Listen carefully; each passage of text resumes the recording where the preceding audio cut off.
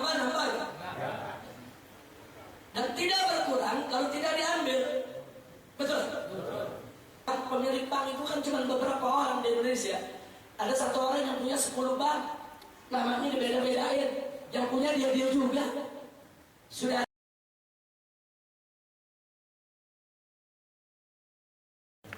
Assalamualaikum warahmatullahi wabarakatuh. Bismillah, alhamdulillah, wassalatu wassalamu ala rasulillah wa ala alihi wa sahbihi wa mawalah. Allahumma anfa'na bima 'allamtana wa 'allimna ma yanfa'una. Allahumma zidna 'ilma warzuqna fahma wa atina hikmah. Allahumma barik lana fi majlisina hadha bi rahmatika ya arhamar rahimin. Walhamdulillahi rabbil alamin. Kepada para habaib, para kiai, para tokoh, alhamdulillah barusan kita sudah sama mendengarkan pemaparan dari Al-Ustaz As-Sayyid Ahmad Al-Habsyi yang luar biasa dan menjadi penambah wawasan untuk kita semua sekaligus pendorong agar kita merapatkan barisan dan menyatukan potensi yang kita punya. Kalau kita bersatu, insya Allah kita maju. Kalau kita bersama, insya Allah kita tidak ketinggalan kereta. Insya Allah. Karena itu, saya mendukung sepenuhnya apa yang sedang diperjuangkan oleh Ustaz Ahmad Al-Habsyi. Bahkan saya sudah sampaikan kepada beliau, markas syariat ini siap untuk menjadi distributornya, dan seluruh jamaah yang ada di sini berhak untuk mendaftarkan diri sebagai agennya. Karena kita perkuat dulu jaringan yang dibawa. Jadi apa yang dikatakan Habib Ahmad tadi, kalau yang minoritas bisa menguasai pasar, kenapa yang mayoritas tidak mampu? Nah, jadi jangan kita cuma bangga dengan mayoritas, dan jangan cuma kerjaan kita mencaci maki minoritas. Padahal begitu kita telusuri, yang salah bukan minoritas, yang salah yang mayoritas, karena malas, nggak kreatif, nggak bersatu, pecah belah. Nah, begitu kita udah kalah, kita caci maki yang minoritas.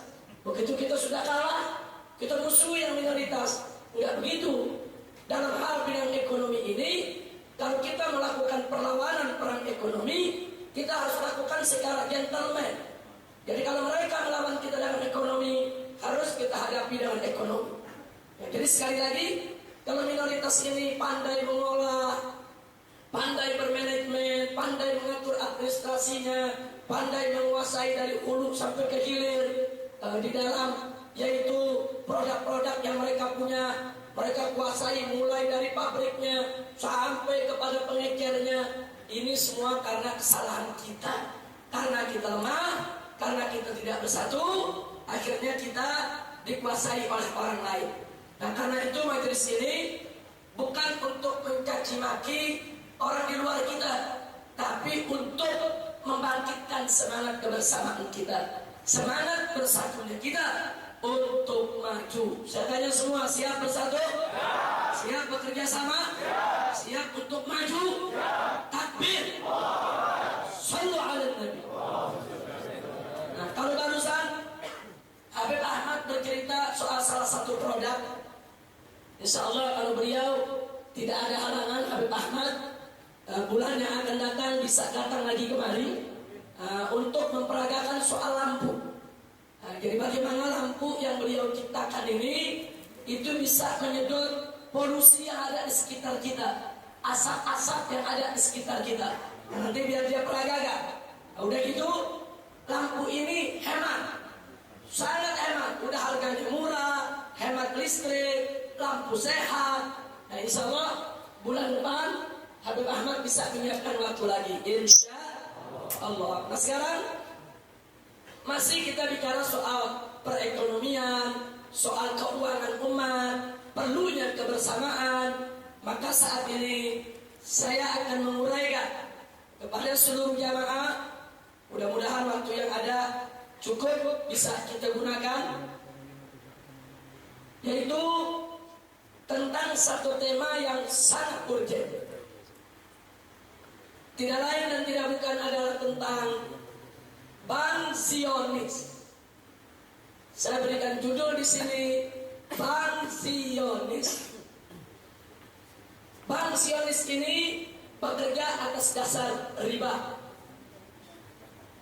Yang perlu kita ketahui pertama, sebagai pembuka, bahwa Allah Subhanahu wa Ta'ala dengan sangat tegas di dalam Al-Qur'anul Karim melalui surat Al-Baqarah ayat 275 sampai 281, surat Ali Imran ayat 130 sampai 136, surat An-Nisa ayat 160 dan 161, surat Ar-Rum ayat 38 dan 39 sudah dengan tegas mengharamkan riba. Tidak peduli jenisnya, apakah riba individu perorangan, apakah riba institusi melalui lembaga keuangan, apakah riba dengan bunga yang kecil, apakah riba dengan bunga yang besar, apakah riba yang berlipat-lipat atau yang tidak berlipat-lipat. Sekali riba tetap riba, hukumnya adalah haram. Saya tekankan sekali lagi di sini, tidak ada kompromi bahwa riba diharamkan oleh Allah dan Rasul-Nya.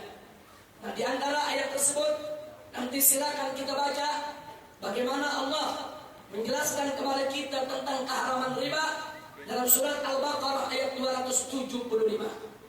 Bahkan di sini diberikan perumpamaan bagi mereka yang bermuamalah dengan riba. Tidak sampai di situ. Dalam surat Al-Baqarah ayat 279 ada pengumuman dari Allah Subhanahu wa Ta'ala di mana Allah memaklumkan perang bagi mereka yang tidak mau meninggalkan riba, saudara. Wallahu Subhanahu wa Ta'ala qala fa illam taf'alu fa'danu biharbin minallahi wa rasulih. Dalam ayat ini Allah tegas menyatakan fa illam taf'alu, artinya jika kamu tidak mau meninggalkan riba, jika kamu tidak mau kerjakan apa yang sudah Allah tetapkan, kamu tetap mau bermuamalah dengan riba, fa'danu biharbin minallahi wa rasulih, maka umumkanlah, fa'danu maklumatkanlah biharbin minallahi wa rasulih, yaitu dengan maklumat perang dari Allah dan Rasulnya. Ini maklumat luar biasa ini. Ini pengumuman dari Allah bahwa Allah dan Rasulnya akan memerangi siapa saja, saudara, termasuk dari umatnya yang coba-coba bermuamalah dengan riba. Maka itu umat Islam yang bermuamalah dengan riba tidak akan diberkahi oleh Allah, tidak akan bahagia hidupnya, la fid dunya wala fil akhirah. Orang yang tetap tidak mau meninggalkan riba, Allah akan perangi dia. Allah akan bikin banyak problem buat dia. Allah akan bikin susah dia. Allah tidak akan pernah memajukan dia dengan kesenangan, kebahagiaan. Ya, nampak zahirnya dia maju, dia kaya raya, tapi di balik itu ada kegelisahan, ada keresahan, ada problem. Dibuat susah oleh Allah kehidupannya, dirinya, istrinya, anaknya, keluarganya. Na'udzubillah min dzalik. Bahkan perlu kita ketahui bahwa riba ini bukan hanya diharamkan atas umat Nabi Muhammad SAW, tapi ternyata umat Nabi Musa, umat Nabi Isa alaihi wassalam juga dulu diharamkan oleh Allah daripada riba, sudah.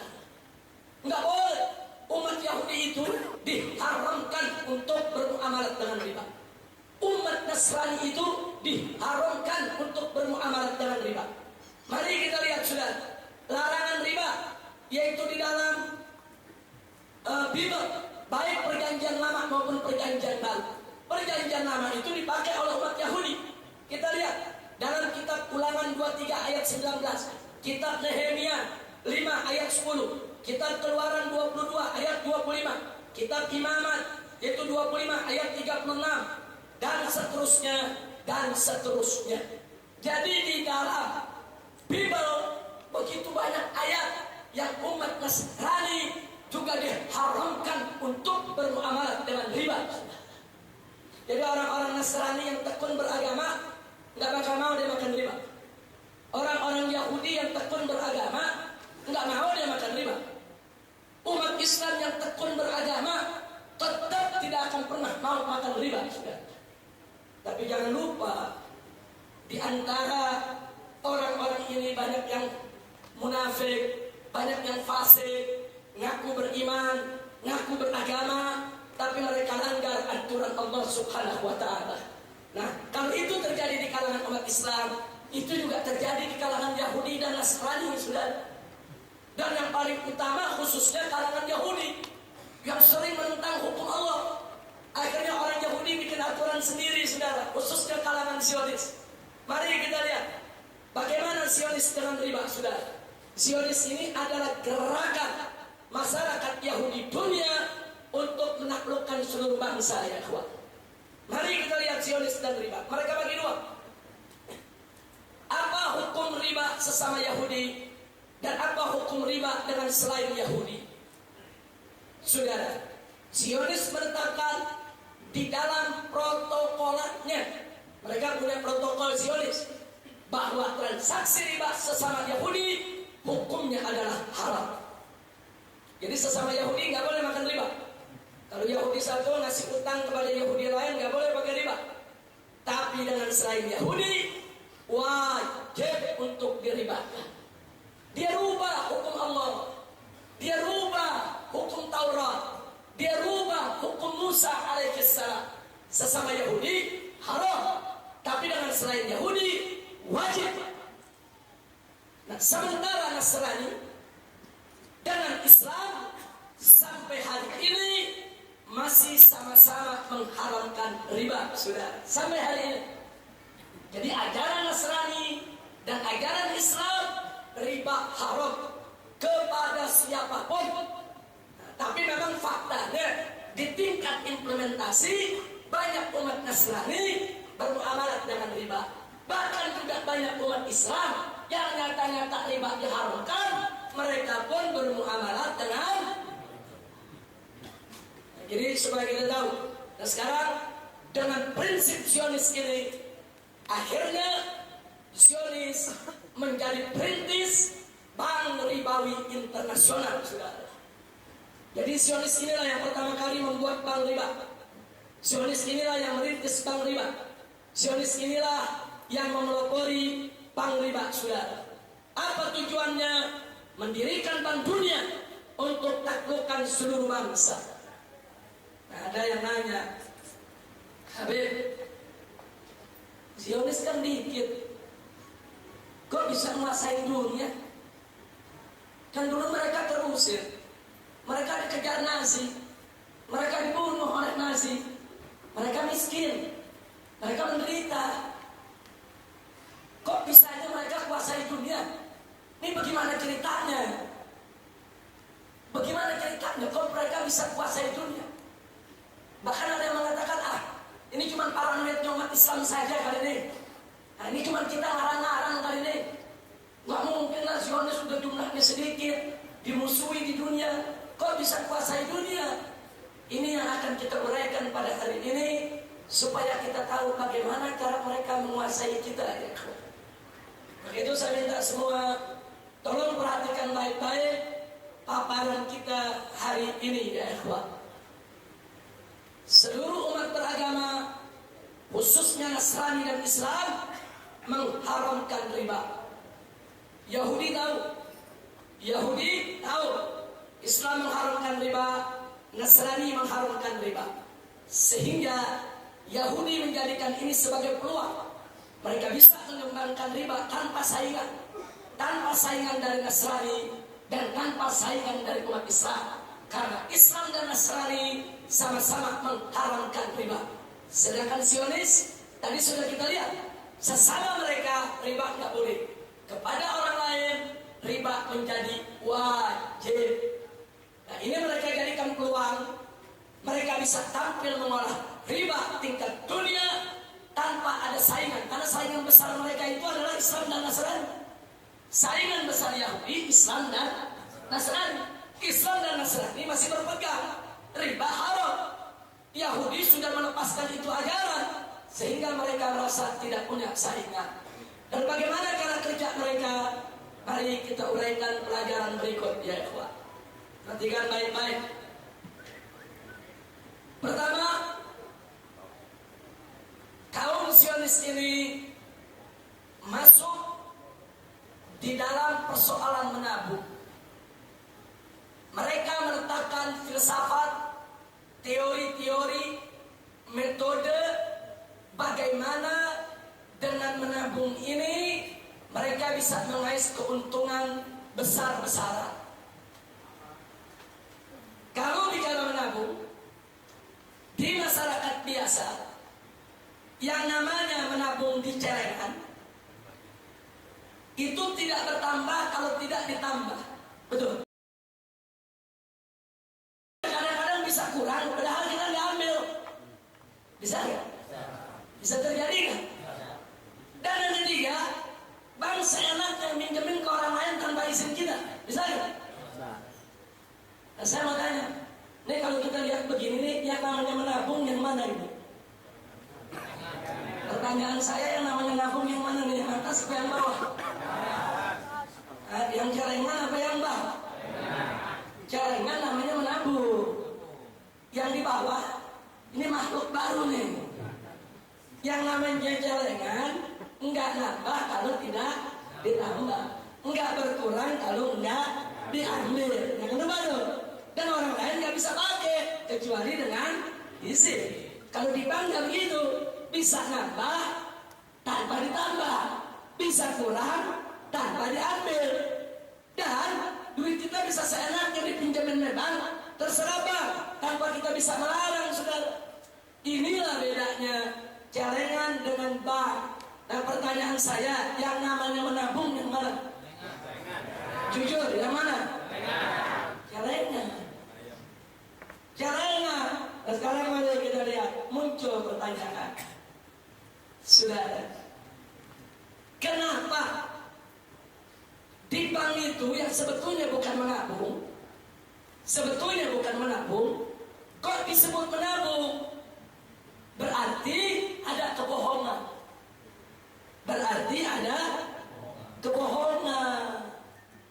Kebohongan yang pertama, kok investasi disebut menabung?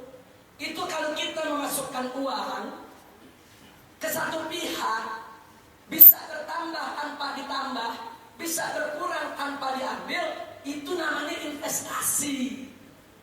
Itu namanya nanam modal, bukan nabung, saudara. Nah, kenapa investasi kok disebut menabung? Ada apa? Yang kedua, saudara, dari menabung itu dapat bunga, betul? Bunga itu sebetulnya riba. Yang jadi pertanyaan, kenapa kata rente yang artinya riba kok diganti jadi kata bunga? Kenapa mereka tidak jujur? Katakan saja, ayo berinvestasi di bank, kita berikan ribanya. Kenapa mereka nggak jujur? Kenapa mereka harus katakan, ayo kita menabung, nanti ada bunganya? Kenapa mereka bermain di kata-kata? Saudara, baik. Kalau pertanyaannya kenapa, saudara, maka jawabnya adalah satu, agar masyarakat Islam tidak sadar bahwa mereka telah dijerumuskan dalam praktek ekonomi riba. Saya tanya, kalau di televisi ada iklan suatu bank begini, ayo mari rame-rame nyimpan duit di bank, kita makan riba. Kira-kira laku gak? Ayo jujur, kira-kira laku gak? Laku gak? Sampai budak gak ada yang menabung.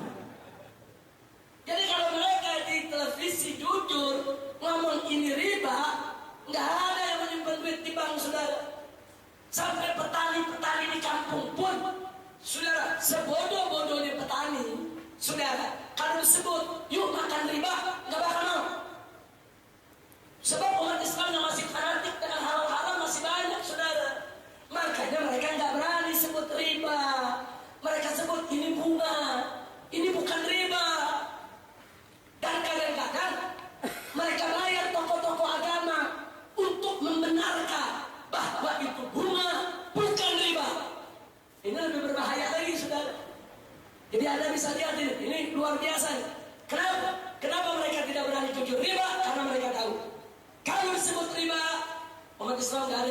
berhenti bangun, saudara.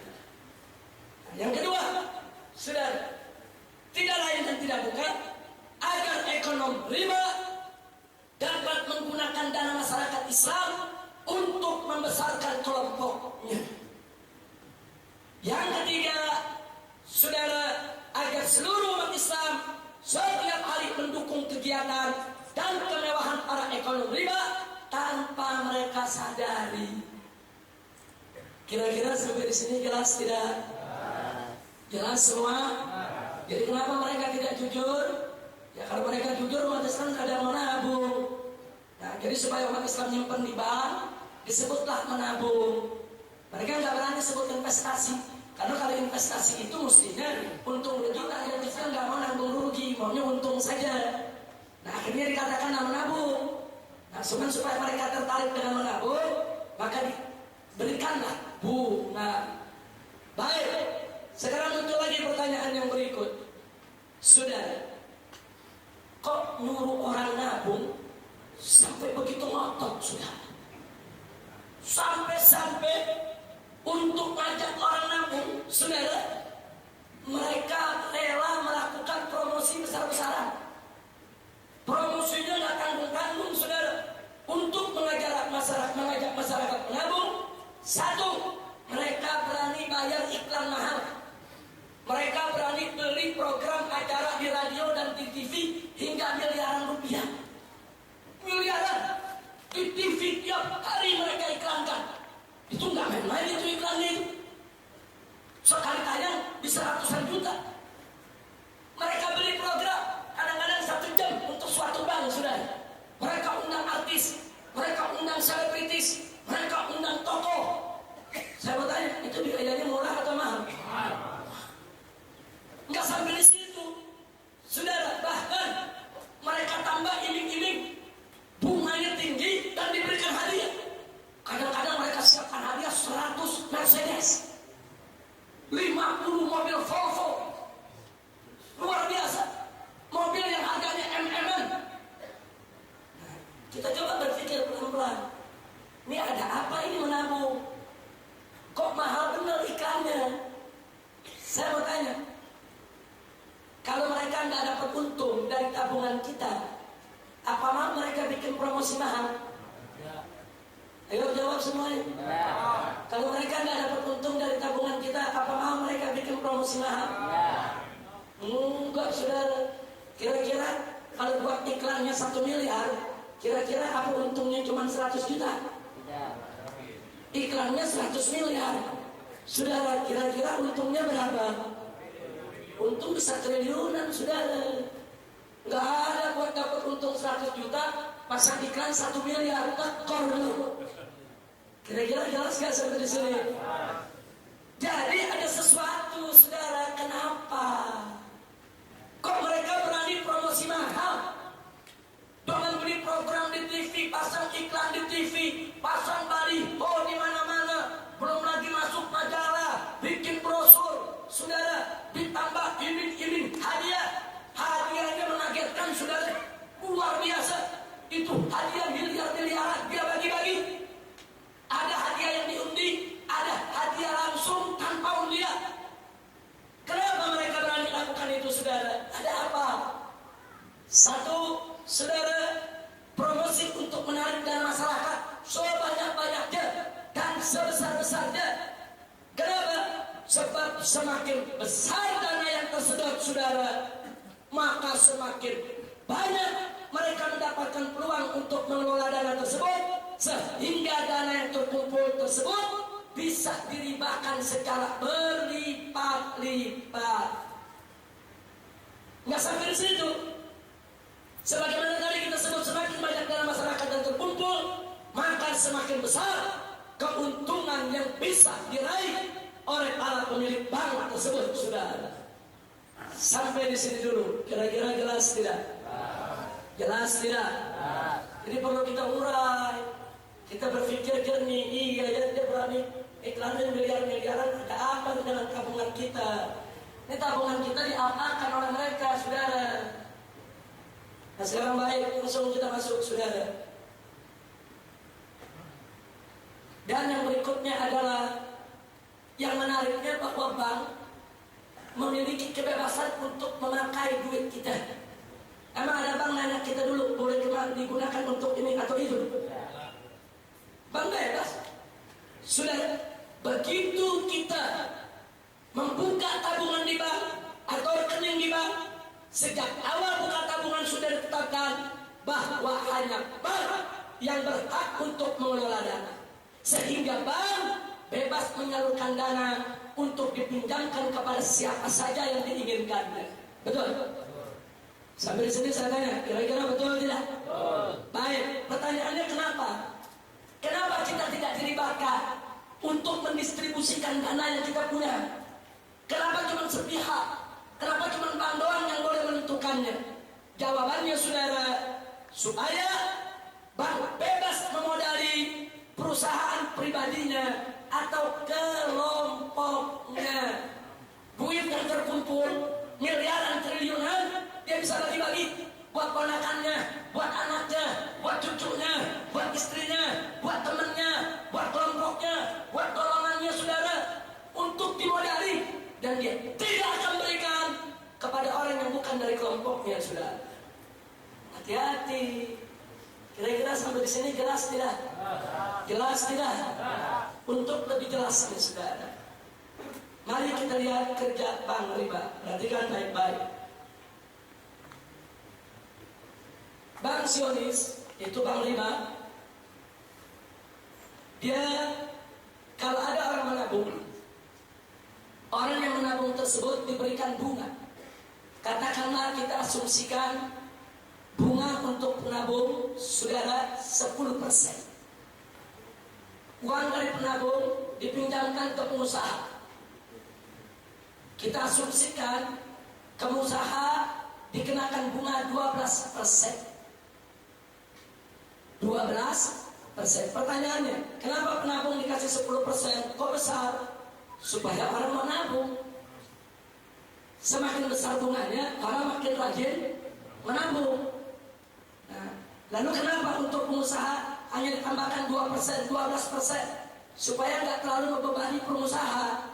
Supaya pengusaha juga getol pakai duit bank untuk menjalankan perusahaannya. Nah, sekarang mari kita lihat. Jadi untuk masyarakat diberikan 10% si penabung, untuk pengusaha dikenakan 12%.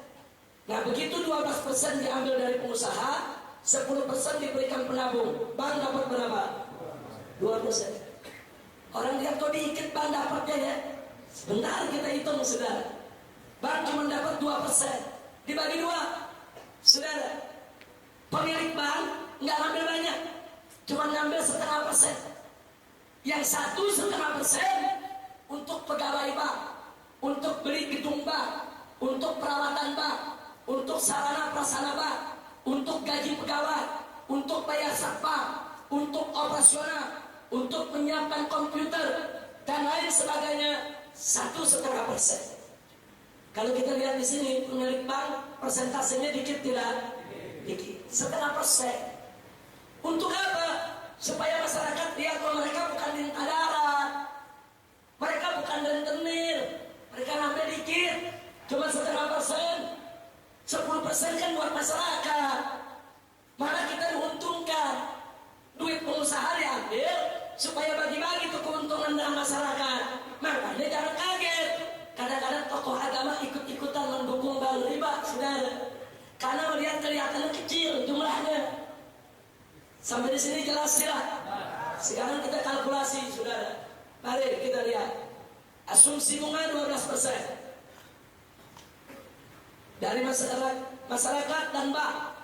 Masyarakat 10%. Jangan lupa, masyarakat dapat 10%, itu si penabung yang dapat dari tabungannya. Ingat, si penabung dapat 10% dari tabungannya sendiri, betul? Baik. Tapi bank dapat 2% dari nilai seluruh tabungan, bukan dari seorang penabung saja. Kalau ada 1.000 orang yang nabung, 2% dari 1.000 tabungan. Jangan lupa tuh. Jangan lupa tuh. Kira-kira jelas yang dari sini. si penabung 10% cuma dari satu tabungan yang dia punya. Bank 2% dari kumulatif seluruh tabungan. Kalau ada 1 juta orang yang nabung, 2% dari 1 juta tabungan. Kira-kira jelas ya? Baik, sekarang mari kita lihat. Nah, yang bank itu 0,5% untuk pemilik bank, 1,5% untuk operasional. Kemudian kita perlu tahu, seluruh bank di Indonesia menginduk ke Bank Indonesia, BI. Dan semua bank di dunia termasuk BI menginduk ke World Bank, WB, Bank Dunia. Jadi biangnya bank apa? Bank Dunia. Siapa punya? Yahudi. Zionis sudah. Amerika aja nggak bisa ngatur kok. Nggak bisa. PBB dunia nggak bisa ngatur Bank Dunia, sudah. Bank Dunia yang ngatur dunia, saudara, soal keuangan. Nah, sekarang mari kita lihat.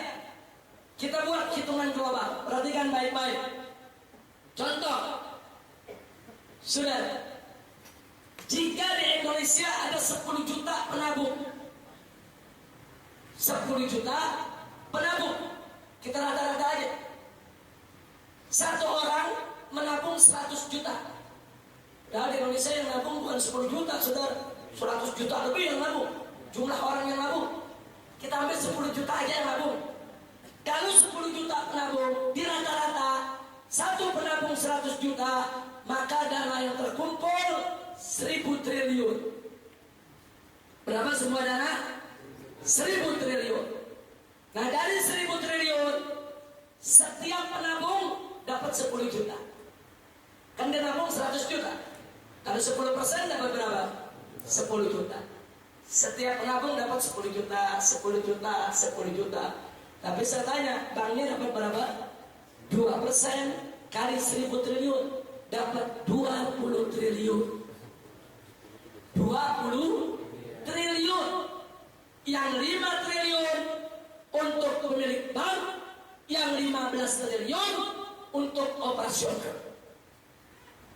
Dan berdasarkan catatan saudara dari OJK, Otoritas Jasa Keuangan, itu disebutkan bahwa pada Agustus 2014 dana masyarakat Indonesia yang terserap di bank umum berjumlah 2.900 triliun. Saya tanya, ini jumlahnya kecil atau besar? Ini kalau yang nabungnya 10 juta, kalau yang nabungnya 100 juta orang. Oh, tapi kan banknya banyak, 5 triliun kalau dibagi-bagi sekian bank.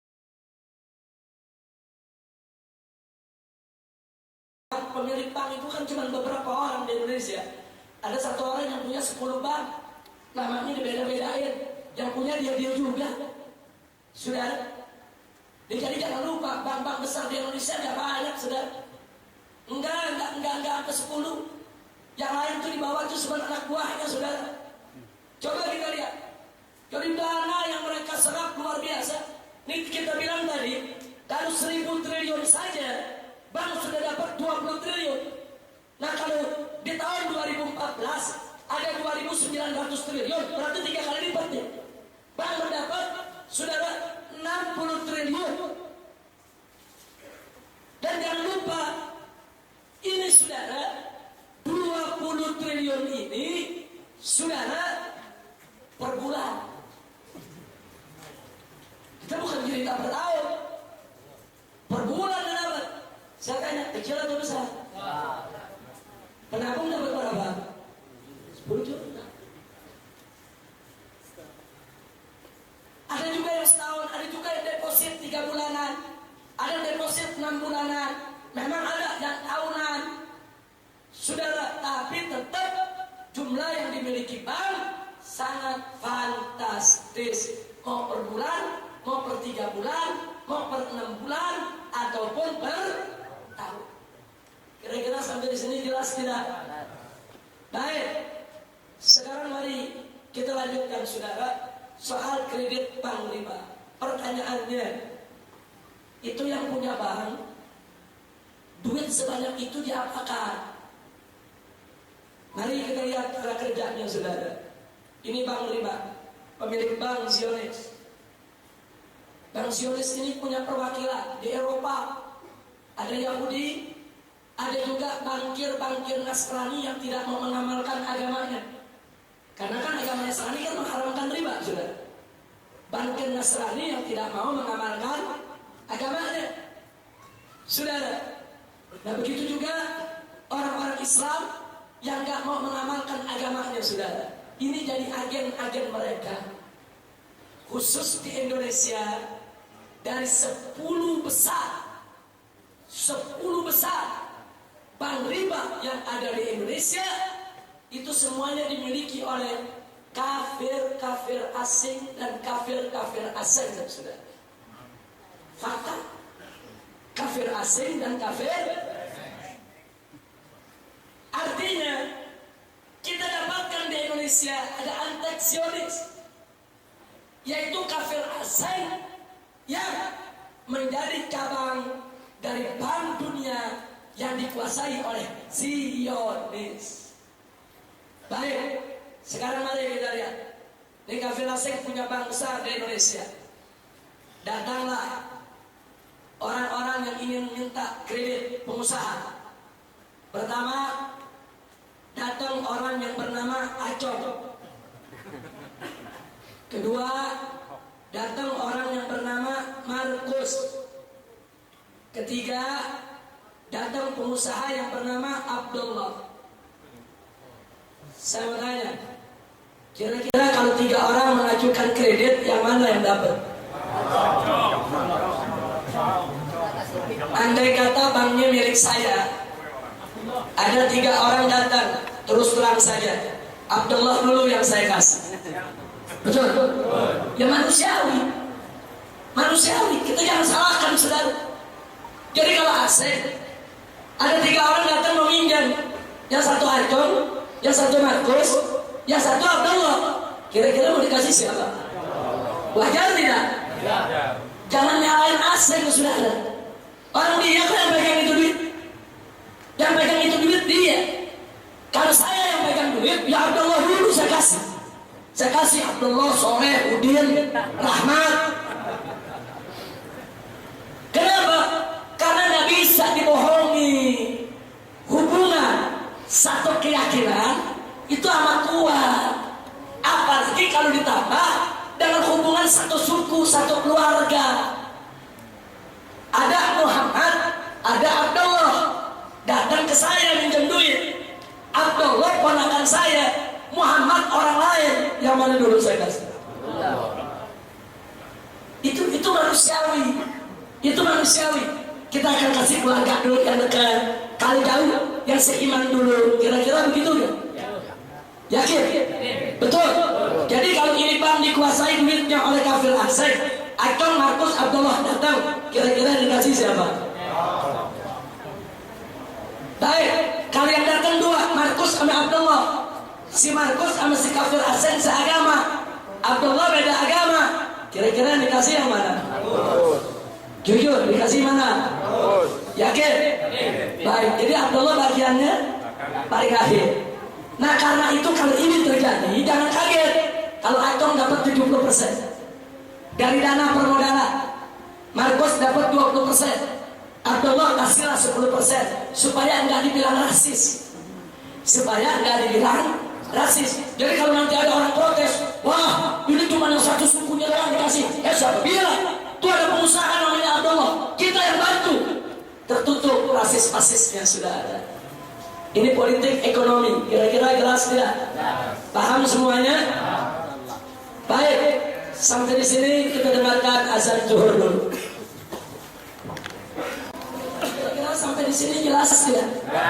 Paham tidak? Nah sekarang perhatikan baik-baik. Ini tadi kita bicara asumsi. Tahu asumsi tidak? Apa asumsi? Itu dengan asumsi kalau penabung dikasih 10%. Bahkan sekarang ini penabung makin lama makin dikurangi. Penabung kadang-kadang turun dari 9%, 8%, 7%. Bahkan terakhir sekarang ini yang beredar berapa penabung? 1,25%. Jadi begitu mereka sudah maju, dana buat penabung dikecilkan. Padahal dulunya penabung itu 10%. Jadi saya kasih contoh yang tinggi dulu nih 10%. Jadi kalau penabung dikasih 10%, itu pun tetap pemilik bank beruntung besar. Nah kalau penabung dikasih 1%, pemilik bank kira-kira mungkin banyak tidak? Mungkin besar, saudara. Kira-kira sampai di sini.